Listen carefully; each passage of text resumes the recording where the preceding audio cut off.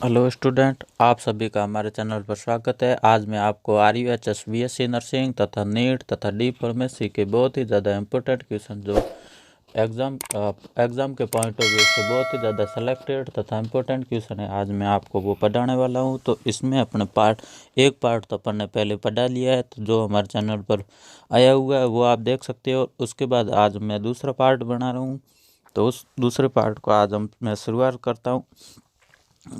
तो आज दूसरे पार्ट का हमारा फर्स्ट क्वेश्चन है, समसूत्री विभाजन में तरकु मुख्यतः किस प्रोटीन की बनी होती है? एक्टिन, मायोसिन, एक्टोमायोसिन या फिर मायोग्लोबिन की। तो समसूत्री विभाजन में तरकु मुख्यतः एक्टिन प्रोटीन की बनी होती है। और एक्टिन प्रोटीन ऑप्शन में ना हो तो यहाँ पे अपन ट्यूबुलिन प्रोटीन भी कर सकते हैं। तो अपने को याद रखना है actin protein, option A actin protein. अब अपना अगला क्वेश्चन है, निम्न में से कौन सी रचना एक गुणसूत्र में एक से अधिक तथा 5 से कम पाई जाती है? ये RUHS BSc नर्सिंग 2020 के लिए इम्पोर्टेंट क्वेश्चन है। तो इसके अंदर क्वेश्चन है अपने पास, निम्न में से कौन सी रचना एक गुणसूत्र में एक से अधिक तथा 5 से कम पाई जाती है? तो इसका ऑप्शन सही है अंतःखंड टीलोमेयर। अब अपने पास अगला क्वेश्चन है, अपचित कार्बनिक पदार्थों के ऑक्सीकरण से ऊर्जा प्राप्त करने वाले जीव क्या कहलाते हैं? ये बहुत ही ज़्यादा इंपॉर्टेंट क्वेश्चन है कि मतलब अपचित अकार्बनिक पदार्थों से के ऑक्सीकरण से ऊर्जा प्राप्त करने वाले जीव। प्रकाश शोषण, जो प्रकाश से शोषण करते हैं, प्रकाश शोषण स्वपोषित कहलाते हैं। रसायन स्वपोषित, जो फिर अकार्बनिक पदार्थों के ऑक्सीकरण से ऊर्जा प्राप्त करते हैं, वो रसायन स्वपोषित कहलाते हैं। तथा मृत जंतु सम, जो मृत जंतुओं से जो अपना भोजन प्राप्त करते हैं, तो मृत जंतु सम कहलाते हैं। तथा विष्टा विषमपोषी, जो मतलब मल मूत्र को खा या फिर पीकर उससे मतलब जो ऊर्जा प्राप्त करते हैं, वो विष्टा विषमपोषित। या तो यहाँ पर अपना ऑप्शन सही हो जाएगा, ऑप्शन बी रसायन स्वपोषित। उसके बाद अपना अगला क्वेश्चन है, आवर्त बीजियों में चारों लघु बीजाणुओं के चतुष्क को परिबद्ध करने वाली भित्ति क्या कहलाती है? तो ये भी इम्पोर्टेंट क्वेश्चन है तथा ये पूछने लायक क्वेश्चन है, तो इम्पोर्टेंट क्वेश्चन है ये। तो इसका अगला ये क्वेश्चन है, आवर्त बीजियों में चारों लघु बीजाणुओं के चतुष्कों को परिबद्ध करने वाली भित्ति क्या कहलाती है? तो ये कैलोज भित्ति कहलाती है, ऑप्शन हो जाएगा ऑप्शन बी सही। और उसके बाद अगला क्वेश्चन है हमारे पास, कीट परागित पुष्प तथा परागणकर्ता में किस प्रकार का संबंध होता है? ये बहुत ही ज़्यादा इंपॉर्टेंट क्वेश्चन है। कीट परागित पुष्प तथा परागणकर्ता में दोनों में कीट पौधे को परागण करवा के देता है तथा इसके बदले में कीट को परागण करता है, फिर पौधा उसको भोजन देता है। तो ये आपस में मतलब दोनों को ही फायदा हो रहा है, तो इसके अंदर अपना ऑप्शन सही हो जाएगा सहोपकारिता म्यूटिलिज्म। और उसके बाद में अगला क्वेश्चन, प्रति बीजाणु में बीजाणु द्वार की स्थिति किस तरफ होती है? ये भी RUHS BSc नर्सिंग के पॉइंट ऑफ व्यू से बहुत ही ज़्यादा इंपॉर्टेंट क्वेश्चन है, तो इसको अपने को याद रखना है। प्रति बीजाणु में बीजाणु द्वार की स्थिति नीचे की तरफ पाई जाती है, ऑप्शन हो जाएगा अपना सही ऑप्शन बी। कौन से देश में सबसे अधिक ग्रीन हाउस गैस उत्सर्जित होती है? तो USA सबसे ज़्यादा प्राकृतिक स्रोतों का तथा कृत्रिम स्रोतों का सबसे ज़्यादा यूज करने के कारण USA अपना इसमें ऑप्शन हो जाएगा USA ऑप्शन सी। आवर्त बीजी पादपों में पराग नलिका नर युग्मकों को किस में मुक्त करती है? पराग नलिका के अंदर मौजूद सभी पदार्थ एक सहायक कोशिका में स्थानांतरित हो जाते हैं।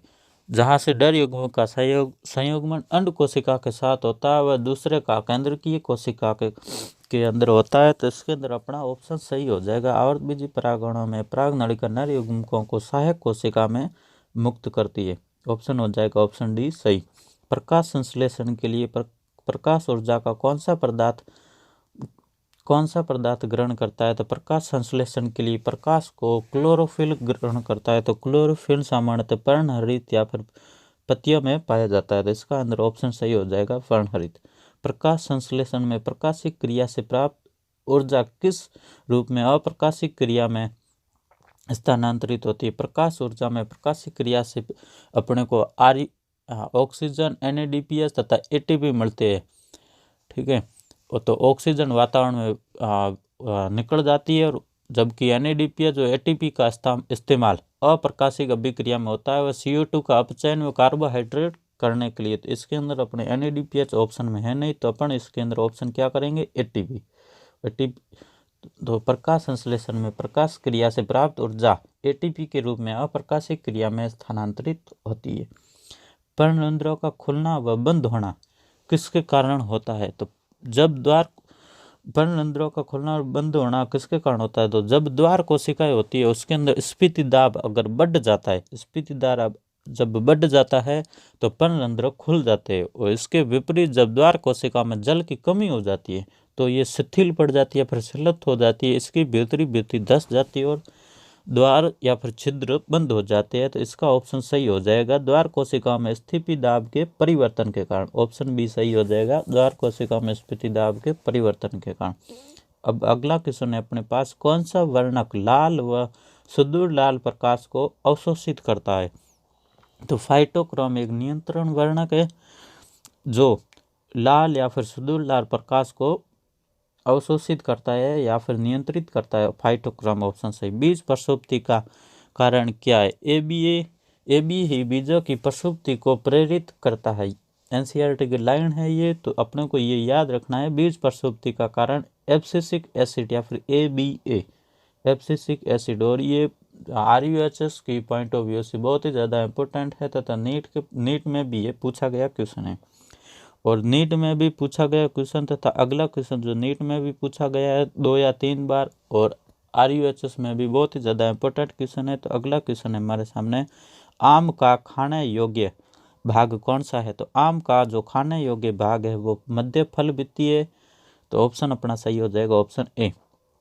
और उसके बाद अगला क्वेश्चन है, विदलन के लिए क्या सत्य है, तो ज्यों ज्यों विदलन की प्रक्रिया आगे बढ़ती है कोरक खंड या फिर ब्लास्टोमेयर का आकार मात्र कोशिकाओं की तुलना में घटता जाता है। विदलन के लिए जैसे जैसे विदलन की प्रक्रिया बढ़ती जाती है तो कोरक खंड या फिर ब्लास्टोमेयर का आकार होता है जो मात्र कोशिका जो मदर सेल्स है उसकी तुलना में तो घटता जाता है। तो विदलन के लिए ये सत्य कथन है कि कोशिकाओं का आकार घटता है, ऑप्शन हो जाएगा ऑप्शन बी सही, कोशिकाओं का आकार घटता है। और अगला क्वेश्चन है हमारे पास, भूमि फलनी या फिर जियोकार्पिक फल है, ये क्वेश्चन आप अच्छा सब रट लो क्योंकि ये RUHS BSc नर्सिंग के अंदर पूछा जाने वाला क्वेश्चन है तथा लगभग ये रिपीट क्वेश्चन होता ही होता है। तो भूमि फलनी या फिर जियोग्राफिक फल यानी भूमि के अंदर कौन सा फल उगता है या फिर भूमि के अंदर कौन सा फल उगता है, तो ये ऑप्शन हो जाएगा सही बी, मूंगफली। और उसके बाद अगला क्वेश्चन है हमारे सामने, किस जंतु में तंत्रिका कोशिका होती है लेकिन मस्तिष्क अनुपस्थित होता है, किस जंतु में तंत्रिका कोशिका होती है लेकिन मस्तिष्क अनुपस्थित होता है, तो हाइड्रा की तंत्रिका कोशिका एक दूसरे के साथ शरीर की अन्य कोशिकाओं के साथ स्नैप्ड हो जाती है लेकिन इसके अंदर कोई भी मस्तिष्क नहीं होता है, तो इसके कारण इसका ऑप्शन हो जाएगा सही हाइड्रा। और उसके बाद जो अपना अगला क्वेश्चन है बहुत ही ज़्यादा इंपॉर्टेंट क्वेश्चन है, जीवाणुओं में प्लाज्मिड क्या है, तो जीवाणु के अंदर प्लाज्मिड होता है जो बाह्य गुणसूत्री पदार्थ होता है तथा प्लाज्मिड का उपयोग अपन एक वेक्टर के रूप में भी करते हैं। तो वेक्टर के रूप में प्लाज्मिड का उपयोग क्यों करते हैं, तो ये भी क्वेश्चन पूछा जाता है क्योंकि इसके अंदर बाह्य गुणसूत्रीय पदार्थ पाया जाता है, बहुत ही ज़्यादा इंपॉर्टेंट क्वेश्चन है। ठीक है, अब हम अगले क्वेश्चन के आज आगे बढ़ते हैं। तो अगला क्वेश्चन हमारे पास है, समान निक्के में स्थित दो जातियां अधिक समय तक एक साथ वास नहीं कर सकती, यह किसका नियम है। समान निकेत में दो प्रजातियां एक साथ अधिक समय तक वास नहीं कर सकती, इस नियम को आजकल गोस के प्रतिस्पर्धात्मक निष्कासन सिद्धांत के नाम से भी जाना जाता है, कॉम्पिटिटिव एक्सक्लूजन प्रिंसिपल के सिद्धांत के नाम से भी जाना जाता है। तो इसका ऑप्शन अपना सही हो जाएगा ऑप्शन सी, प्रतिस्पर्धात्मक निष्कासन नियम। ये भी इम्पोर्टेंट क्वेश्चन है। और अगला क्वेश्चन पे अपन हम जब जाते हैं तो उसके अंदर अगला क्वेश्चन है, कोई जीन प्रभावित तब कहा जाता है जब वह, ठीक है, और कोई भी जीन प्रभावित जीन तभी कहा जाएगा जब वह समयुग्मजी तथा विषमयुग्मजी अवस्था दोनों अवस्था में अपना प्रभाव प्रकट करता है। तो इसका मतलब ये है कि वो जो जीन है वो प्रभावी जीन है, तो इसके अंदर ऑप्शन सही हो जाएगा ऑप्शन सी।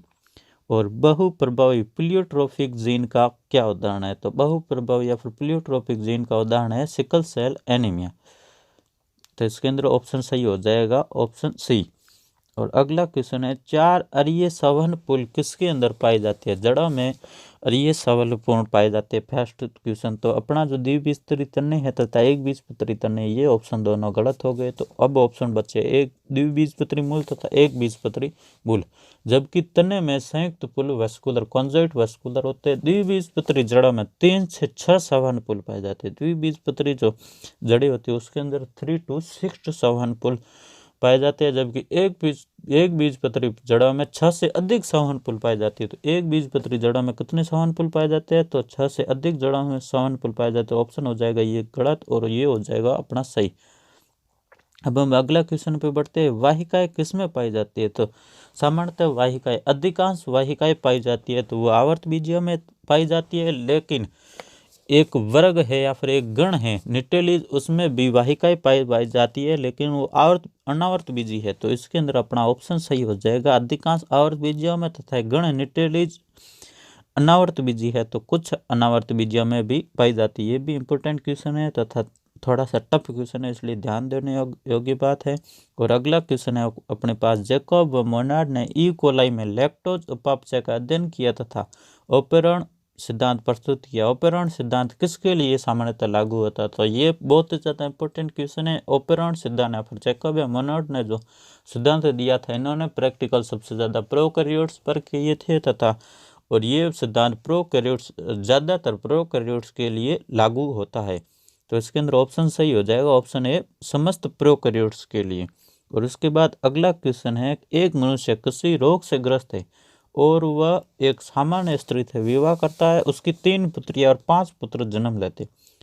इनमें से सभी पुत्रियां पिता के रोग से ग्रस्त थी, जबकि सभी पुत्र सामान्य थे। इसमें रोग की जीन है, तो इसके अंदर जो रोग की जीन है वो लिंग सहलग्न रोग है।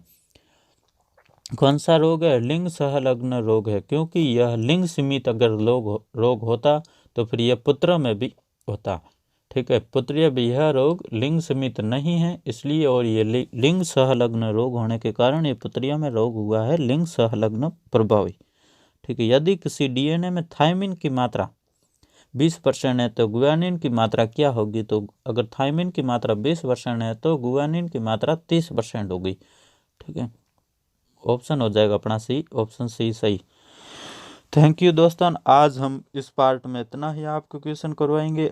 और अगर आपको हमारे क्वेश्चन अच्छे लगते हैं तो प्लीज़ हमारे चैनल को सब्सक्राइब करें, लाइक करें तथा शेयर करें तथा ऐसे ही आगे क्वेश्चन के वीडियो देखने के लिए हमारे चैनल को सब्सक्राइब करें। और मैं इस चैनल पर RUHS, BSc नर्सिंग और RPUT तथा नीट के बहुत ही ज़्यादा सेलेक्टेड इम्पोर्टेंट क्वेश्चन मैं यहाँ पर आपको अपलोड करूँगा तथा पढ़ाऊँगा। Thank you.